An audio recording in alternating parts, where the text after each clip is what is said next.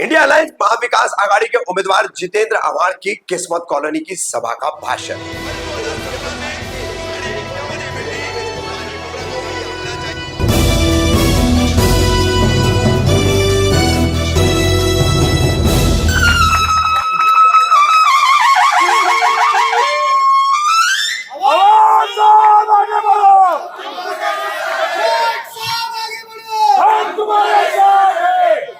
मैं पहली बार ही बोलता हूँ, मेरा भाषण शुरू होने के बाद कोई घोषणा मत देना, मैं डिस्टर्ब हो जाता हूँ। यहाँ पे मौजूद सभी हजरात, मेरी पटगानशीन माँ बहनें, आप सबको मेरा अस्सलाम वालेकुम रहमतुल्लाहि व बरकातहू। अभी शानू भाई और शमीम भाई बोलिए, ये पिछले कुछ रोज में जो चल रहा है कि अपने वाला है, अपने वाला है, अपने वाला है, आप मुझे क्या पढ़ाया मानते हो क्या? बोलो, अभी जोर से बोलो। मैं पूछना चाहता हूँ आपसे, जो जिंदगी भर उसूल के लिए लड़ा, मौत हाथ पे लेके घूम रहा हूं, मेरे को भी तो बीवी है, मेरी भी एक छोटी बच्ची है, मैंने उसकी फिक्र नहीं। आपने देखा मेरी गाड़ी तोड़ी, मेरी गाड़ी पे हमला हुआ, मेरे मौत के वारंट निकले, मेरे फोटो पे सियाल तो भी नहीं करा। जब भी कोई भी इश्यू निकलता है, भारत में 5 लोग बोलते हैं, उसमें से सबसे पहले कौन बोलता है? कौन बोलता है? मैं चुप बैठ जाता हूं ना, क्या समझेगा? पर नहीं, मेरा खून मुझे चुप नहीं बैठने देगी, क्योंकि मेरा खून, मेरे विचार गांधी से आए हैं। ये देश गांधी का है, ये हम जिंदगी भर में नथुराम के हाथ में जाने नहीं देंगे। ये नथुराम की औलाद है जो आज इस देश की अमन और शांति को खराब कर रहा है। क्या बचा है? अपना वाला है, अपने वाला है, चलने वाला है। कहां थे जब धर्मांतरण का विषय आया मुमरा में? जब 400 धर्मांतरण हुआ है ऐसा कहा, तो कौन आया था सब पुलिस से सवाल पूछने के लिए कि मुझे एक धर्मांतरण बताओ और फिर लेके जाओ सबको? पुलिस ने 24 घंटे में बयान वापस किया और कहा कि एक भी धर्मांतरण नहीं होगा, नहीं तो हमारे बच्चे 50 बच्चे उठाए जाते, यूपी में लेके जाती पुलिस, यूपी पुलिस, और उनके माँ बाप चक्कर लगाते। आज विशालगढ़ में क्या हुआ? विशालगढ़ के जनता ने जाके पुलिस को और कलेक्टर को बताया था कि विशालगढ़ में हमको धोखा दिया। प्रशासन की तरफ से ध्यान नहीं दिया गया। 12 तारीख को, फिर 12 जुलाई को फिर पुलिस स्टेशन जाके उन्होंने बताया कि विशालगढ़ में कुछ हो सकता है। ये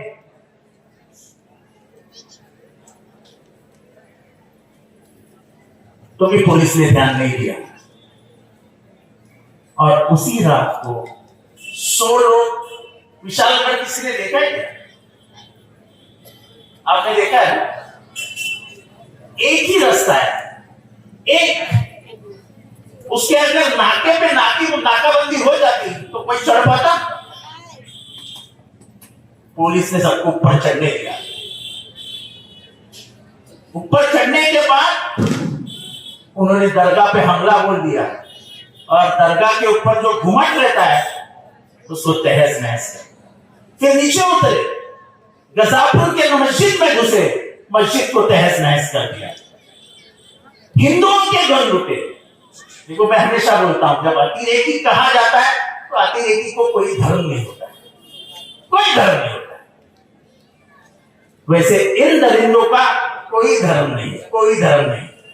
जिस शिवाजी महाराज ने कहा था अपने सैनिकों से कि तुम जब लड़ाई के लिए निकलोगे, अगर बीच में मस्जिद लगती है तो उसको हाथ में मत लगाना, अगर कहीं पे आपको पवित्र किताब मिलती है तो उसको बाजू में रख देना। ये किसने सिखाया था? शिवाजी महाराज ने। इनको हक है क्या शिवाजी महाराज का नाम लेने का? पूछते हैं कि तो बीजेपी का डर दिखाते हैं मुसलमानों को। अरे बीजेपी मुसलमान किसी के बाप से नहीं डरता है। बीजेपी कौन है? और हम जैसे लोग जो मौत को फिर रहे हैं। मैं तो लोगों को हमेशा बोलता हूं, मैं दो चीजों से डरता हूं। एक मेरा खुदा मेरा भगवान, और दूसरा शरद पवार। मैं और किसी के पाप से नहीं डरता हूं। क्या होगा? मौत आएगी ना, उसके ज्यादा कुछ नहीं होता है। देने वाला वो है, लेने वाला वो है। अरे 1300 साल हो गए महाराष्ट्र के संत परंपरा को, कभी भी धर्म के बारे में कुछ नहीं बोला गया था।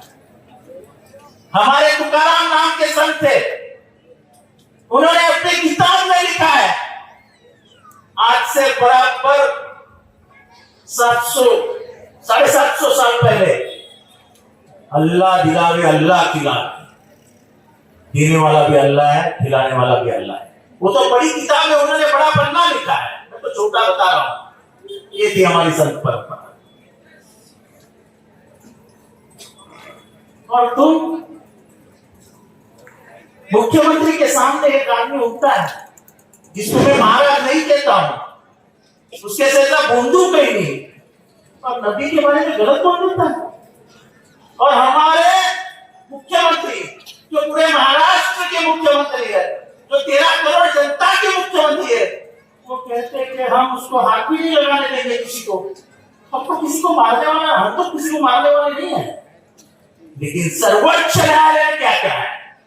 सुप्रीम कोर्ट ने कहा है कि जो भी धर्म के अंगार लगाएगा, गलत बोल देगा, उसको पुलिस ने 24 घंटे के अंदर अरेस्ट कर दिया। किया अरेस्ट? गजापुर के मस्जिद तोड़ने वाले को अरेस्ट किया, नबी के बारे में बोलने वाले को अरेस्ट किया, और जो चाचा को मारा,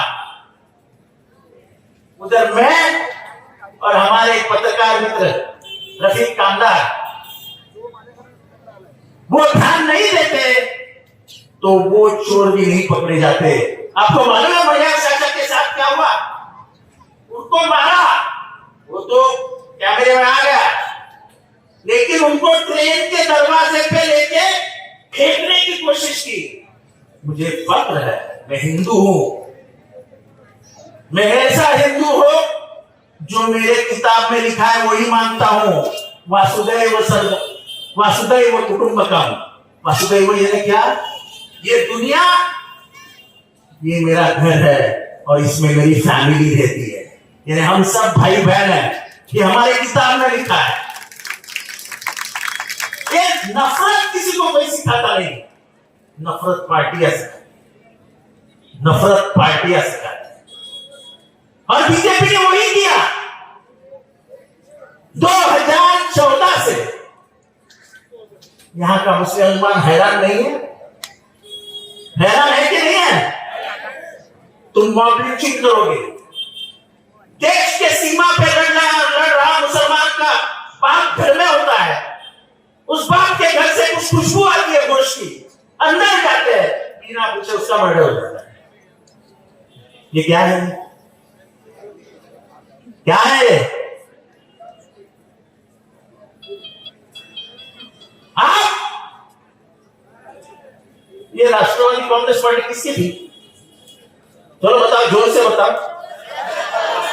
शरद पवार को एक दिन अजित पवार आता है, धक्का मार के बाहर निकाल देता है, और जाते जाते उसके हाथ से कड़ी छीन लेता है। ये पाकिट मारो की टोली है, पाकिट मारो की। अरे हिम्मत थी तुम्हारे में ना, मर्द का औलाद था अजित पवार, तो बोलता था कि शरद पवार ने उतारी लेगी, मेरी कोई दूसरा निशान ढूंढ लेता हूं और लड़ता हूं चुनाव, तो हम उसको मर्द कहते हैं। अरे तुमने तो, तुम्हारे चाचा ने तो देश में बढ़ाई हुई पार्टी है, जो पूरा निशानी उसने देश लेके गया, तुम उसको चुरा कर अपना मेरा मेरा मेरा करके घूम रहे हो। जनता को मालूम असलियत क्या है। जिस आदमी को 5th स्टेज कैंसर हुआ था, जिसकी हड्डी टूट गई थी, वो आदमी आज भी 18 घंटे काम करके इस देश की फिरका परस्त विचारधारा के खिलाफ लड़ रहा है और वो बोल रहा है कि महाराष्ट्र में बदलाव लाके दिखाऊंगा। ये शरद पवार जी की हिम्मत है। वो मोदी जी के सामने नहीं झुके, वो अमित शाह के साथ जी के सामने नहीं झुके। उन्होंने हमारे सामने कहा था, जिसको जाना है जाओ, मैं इसको रोकूंगा नहीं, मैं अकेला रहूंगा, मैं जाऊंगा नहीं, उनको जाने से मैं रोकूंगा नहीं। लेकिन मेरे में इतनी हिम्मत है कि मैं नौजवानों के बीच में जाके एक नया शरद पवार तैयार करूंगा जो महाराष्ट्र का नेता बन जाए।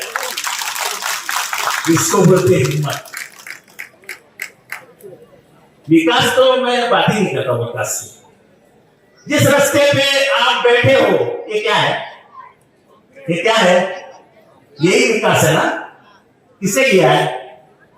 किसने लाया ये रास्ता किसने बनाया? ये रास्ता किसने बनाया? तो क्या होता है विकास? अंधा है क्या कोई? अंधा बोले हमारे साहब ने विकास ही नहीं किया, अंधा है?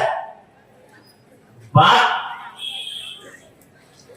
गोल मोड़ करके बताने की है। इसलिए मेरे भाइयों और बहनों, मैं ज्यादा समय नहीं दूंगा। सिर्फ आपको इतना सोचना है कि जुल्म और जालिम, जुल्म और जालिम को खत्म करना, ये नबी ने आपको बोला सल्लल्लाहु अलैहि वसल्लम। क्या बोला है कि जुल्म का साथ मत देना, जुल्म के सामने खड़ा रहना और जालिम का साथ मत देना। आज जालिम जुल्म कर रहा है कि नहीं कर रहा है? मेरे को जोर से बोलो यार, तुम चाहते हो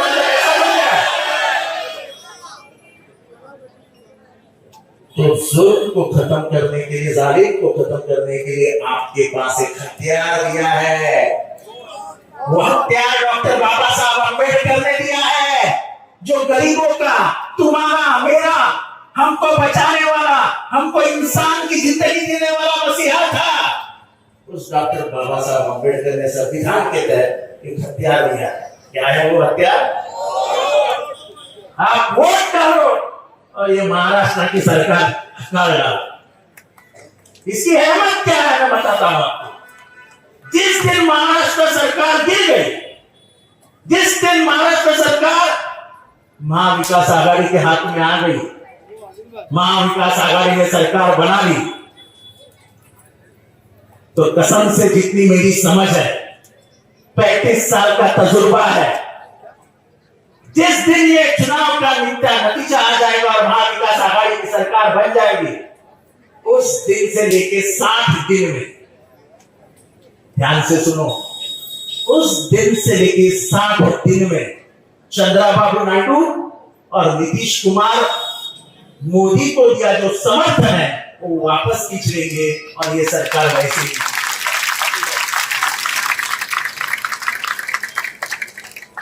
तो महाराष्ट्र जिताना क्यों इंपॉर्टेंट है?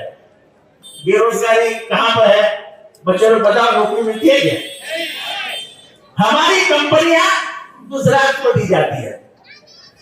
हम पहले गर्व से कहते थे कि महाराष्ट्र दिल्ली से घबराता नहीं है, दिल्ली से टकराता है। अब तो दिल्ली छोड़ो, हम तो गुजरात के सामने ऐसा सर झुका के बात करते हैं। हमारे महाराष्ट्र की बेइज्जती हो गई, महाराष्ट्र की बेइज्जती हो गई। आज आपको मालूम है पुलिस है क्या? इधर पगार नहीं मिला है, पगार सरकारी कर्मचारियों को अगले महीने से पगार नहीं मिलेगा क्योंकि हमारी तिजोरी खाली हो गई है। अब मेरे बहनों से पूछता हूं, तेल का भाव क्या हो गया? तेल का भाव, खाने के तेल का भाव कितना? 140 रुपया। पिछले 240 रुपये। 240 समझ हो गए होगा।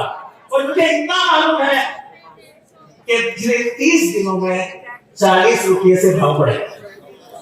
अब मुझे बताओ, हमारे हिंदू धर्म सभी महाराष्ट्र में रहने वाली सब चीजें को आ रही है, तो हमारे में चटनी बनती है, ओ क्या बोलते उसको, सेव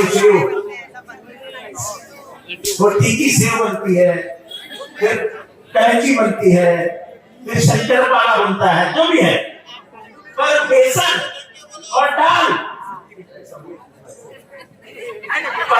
बेसन और दाल ये महंगा हुआ कि नहीं, शक्कर महंगी हुई कि नहीं, फिर वो लाडली बहन का पैसा कहाँ जाएगा? वो तो महंगाई खा जाएगी। अरे कम से कम लाडली बहन के लिए महंगाई तो कम करो। मैं मेरे लाडली बहन से कहता हूँ, हम 1,500 में 3,000 रुपया देंगे और हम ऐसा कानून बनाएंगे कि कोई महिला पे बलात्कार करने की हिम्मत नहीं दिखाएगा। ऐसा कानून बनाएंगे कि कोई बच्ची के ऊपर हाथ डालने की हिम्मत नहीं दिखाएगा। बदलापुर में क्या हुआ? तो क्या हुआ? एक छोटी बच्ची के ऊपर, 2 बच्चों के ऊपर अत्याचार हुआ।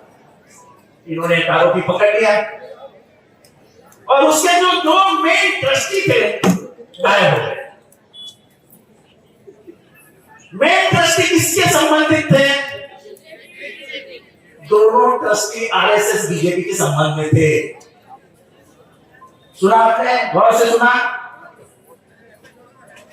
जैसे ही इनको पता चला कि उसकी मां खूब जबान खोल रही है और बोल रही है कि मेरा बच्चा तो फटाके से भी डर जाता था, वो तो एकदम डरपोक है, मैं उसका समर्थन नहीं कर रहा हूं, लेकिन पुलिस को क्या जरूरत थी उसको गाड़ी में गोली डाल देने की?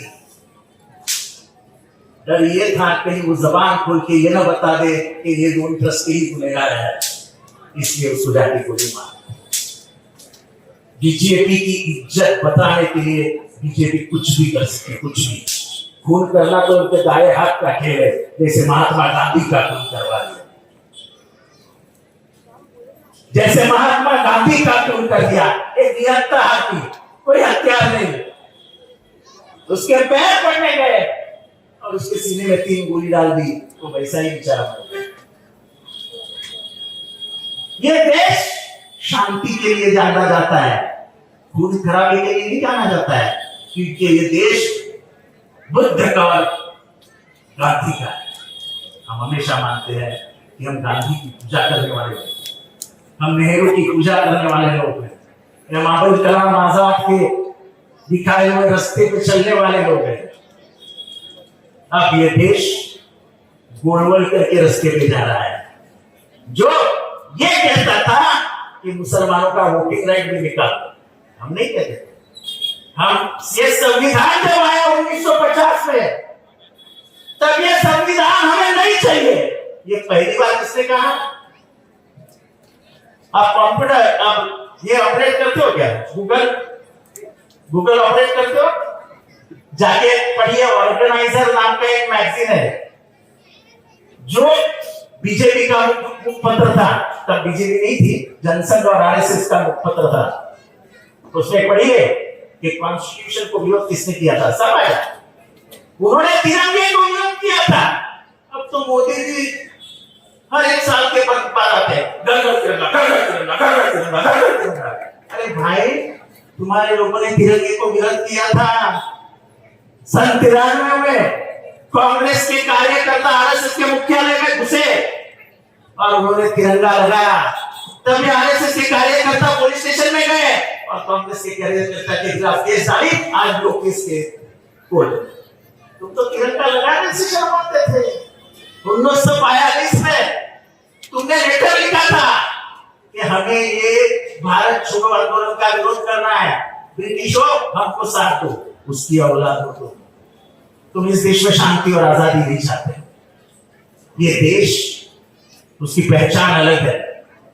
कश्मीर में एक भाषा है, केरला में एक भाषा है, गुजरात में एक भाषा है, आसाम में एक भाषा है।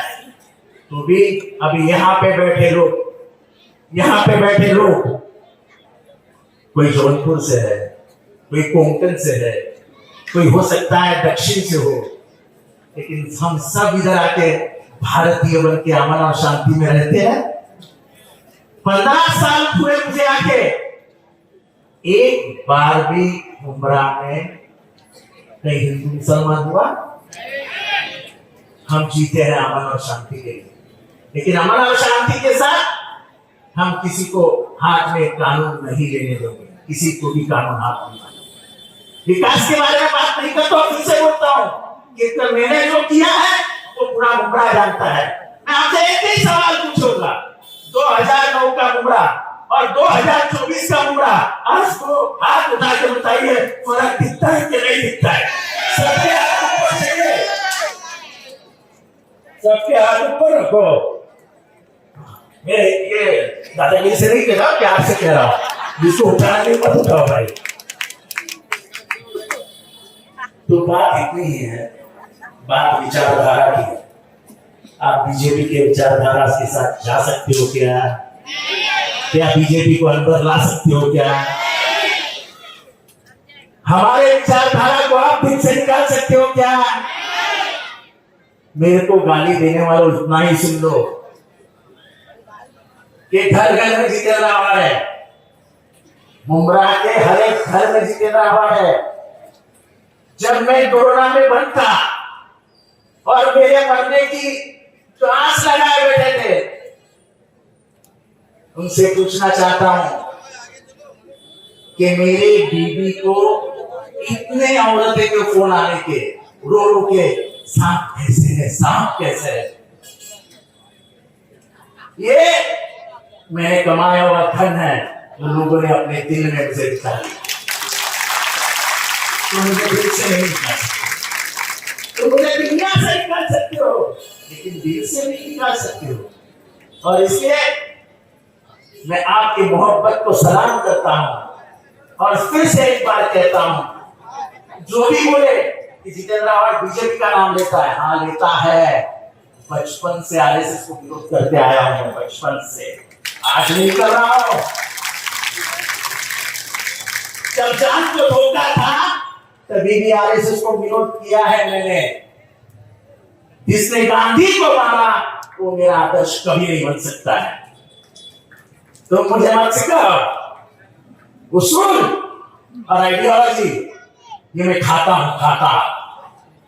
मेरे पेट मेरे खून में आइडियोलॉजी है, मेरे जुनून में आइडियोलॉजी है। मैं मेरा सर कभी नहीं झुकाऊंगा, मर जाऊंगा, लेकिन इस देश का संविधान और इस देश का लड़ता रहूंगा।